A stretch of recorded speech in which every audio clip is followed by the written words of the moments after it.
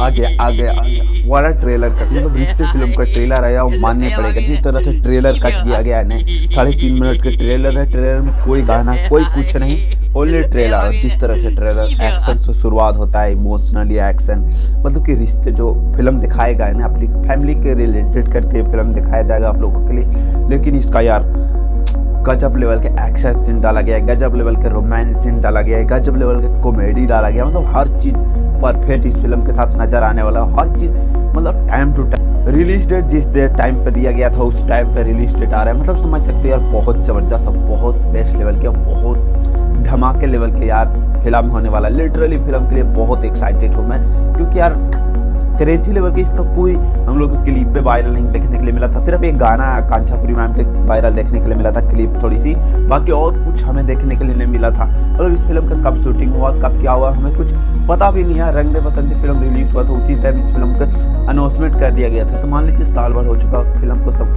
साल भर में तैयार हुआ करके रेडी कर लिया गया। बहुत बेहतरीन लगा ट्रेलर क्या अगर 100% बेस्ट बोलूँ तो मुझे 100% बेस्ट ट्रेलर लगा। बहुत मजा आया, बवाल लेवल का। ज़्यादा कुछ मतलब चैनल सब्सक्राइब करो, वीडियो शेयर करो, और इंस्टाग्राम के लिंक बायो में है। आप लोग इंस्टाग्राम को फॉलो करो यार, फॉलो करो।